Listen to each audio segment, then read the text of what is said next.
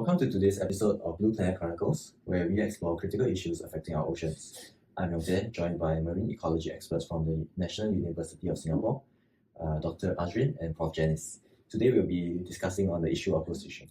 Great to have you all on this podcast. So I recently came across an article in the Cape Cod Times about a new law in Massachusetts tackling ghost fishing. Previously, abandoned fishing gear was considered private property, which made cleanup efforts tricky.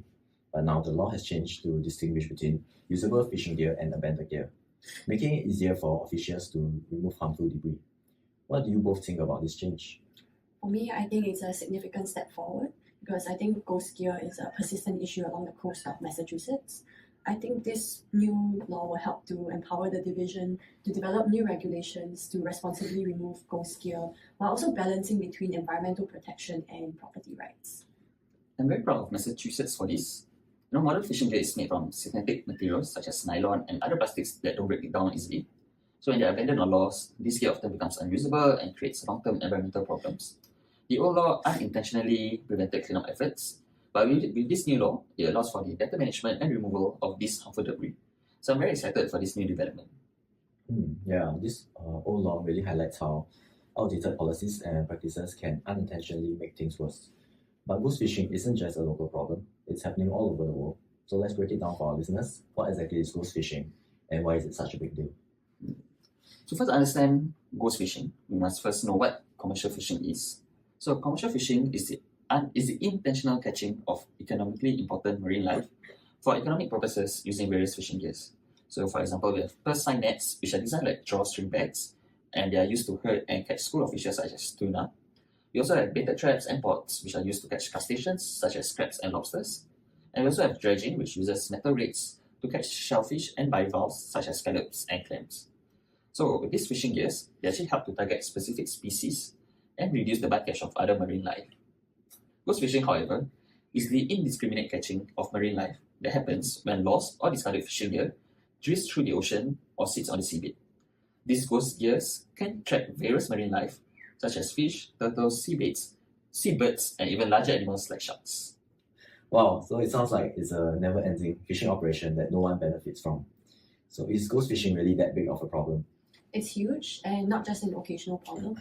So annually, 9% of fishing gears gets lost, and that translates to tens of thousands of fishing nets and traps being lost in the ocean. Wow, that's shocking. Do fishers lose gear accidentally or is it sometimes intentional? Well, it can be both. I think gear is often lost during storms, vessel collisions, or maybe they are snagged on underwater structures. And in some cases, it's being discarded intentionally because the cost of retrieving this damaged gear or even repairing this damaged gear is too much and they'd rather not spend the money. And once lost, these nets will remain in the oceans for decades and it will lead to long-term ecological impacts. So what exactly happens when marine life gets caught in this ghost gear? Ecologically, it's very devastating. So let me explain how this happens. So there are marine creatures who may scavenge for food or seek shelter and they enter these traps or nets. And when they enter it, they become trapped and unable to escape, eventually succumbing to starvation or injuries by trying to escape this entanglement. And it's really, really sad because these traps and nets entangle the marine creatures, restricting their movement, and it leads to prolonged suffering. So am I right to say that it's not just small fish that are affected, and instead it affects all kinds of marine life? Yes, it affects all kinds, especially bigger marine mammals also, like seals and dolphins. So the danger for them is even greater because they may die from lack of oxygen when they are trapped in these nets and traps because they need to go to the surface for oxygen. Studies in Scotland have shown that annually 6 humpback whales, which are critically endangered in some areas, are trapped by these nets and entangle and die due to this ghost gear. And that's one too many whales lost. One key factor in how ghost gear really perpetuates a cycle of destruction is when the small fish gets trapped in the net and they die, it doesn't stop there. Maybe the small dead fish will attract predators, and then these predators will in turn get trapped in this net. And then this cycle keeps continuing and continuing, and it becomes a self-baiting trap. It really reminds me of a BBC report I recently read about the dead shark found tangled in ghost nets. And that really drives home how serious this is. Yes, it really is a serious thing. So this indiscriminate trapping really has a huge toll on the ecosystem as it disrupts food webs and habitats. So the problem with ghost gear is it can cause keystone species to be captured. So keystone species are those species that have disproportionate influence on the structure and diversity of the ecosystem they are part of. So when they are captured, there's a chance of trophic cascading happening. So for example, in the 90s, the fishing of cod led to an increased population of invertebrates and sea urchins, leading to the widespread grazing of kelp forests. So these trophic cascades lead to the simplification of the food web and the habitat simplification. And this was only from commercial fishing. Can you imagine the damage ghost gear brings when it captures a variety of marine life indiscriminately? Additionally, ghost gear also accumulates and they get weighed down by the dead wildlife and can get trapped on coral reefs, smothering the corals. This is really a huge worry as corals play a huge part in the ecosystem. They support more plant and animal phyla and have the greatest number of symbiotic relationships than any other ecosystem. The destruction of these corals affects the entire food webs, as these corals are a foundational species, meaning they provide essential shelter, spawning, nursery, breeding, and also feeding grounds for numerous organisms. This again leads to a detrimental cycle of diversity loss, and not to mention the release of microplastics as these gears degrade and contributes to marine pollution. And this not only harms marine life, but also affects the seafood safety and quality, which has implications for human health. So clearly ghost fishing has a detrimental impact on the environment. But apart from its impact on the environment, what other impacts does ghost fishing have? Ghost fishing also has a significant drain on the fishing industry. So ghost fishing, they deplete the fish stocks and also reduce the availability of the commercial species. So this impacts the livelihoods and economies reliant on fishing.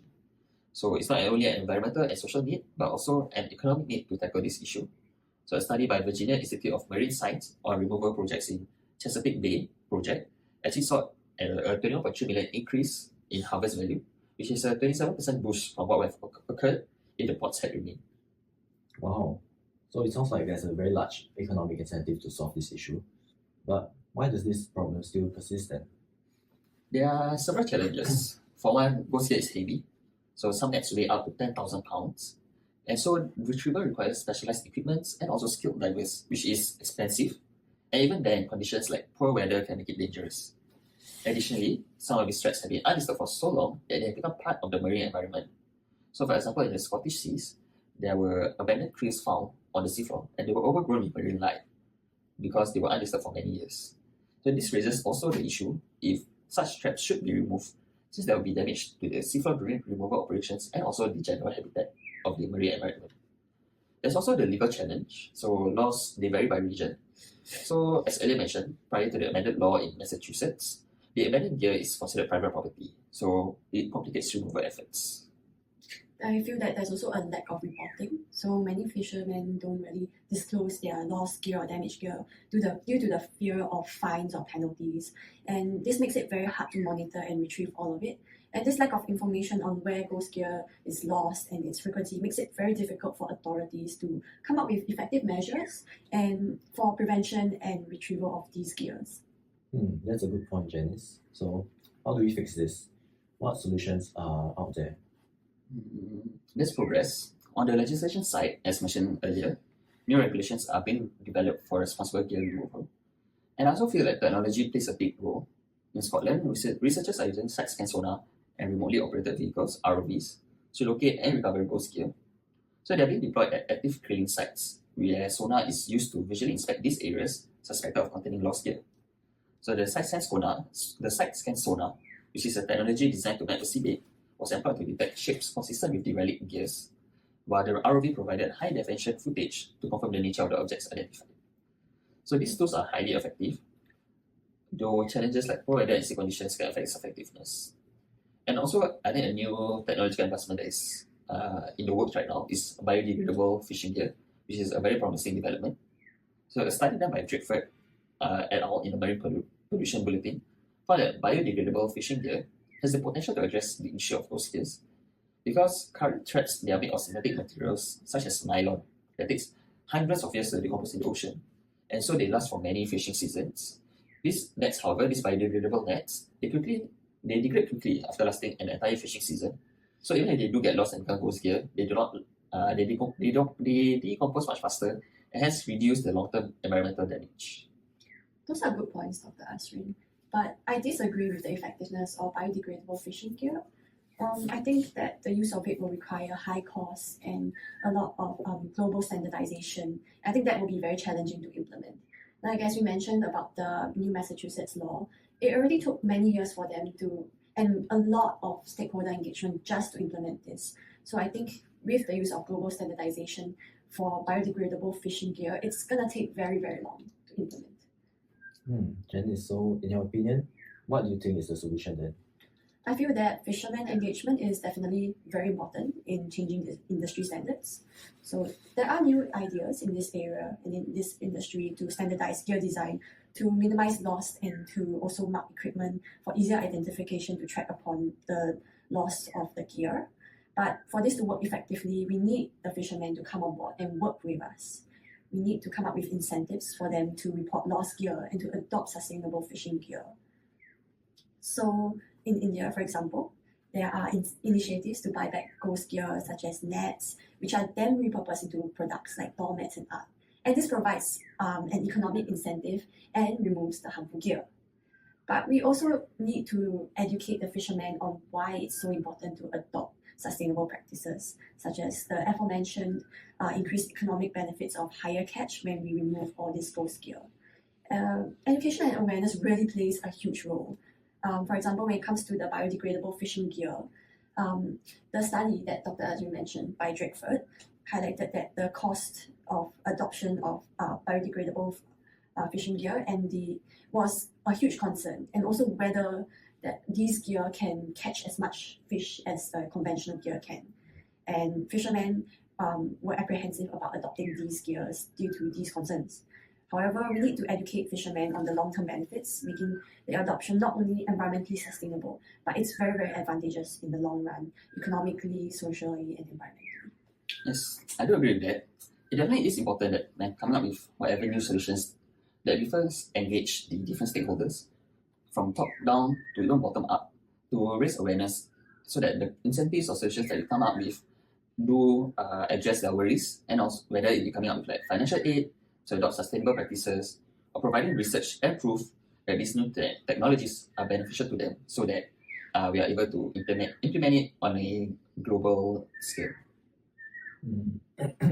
So it sounds like the solution would lie in a mix of technological and policy changes, as well as involvement with the fishing industry.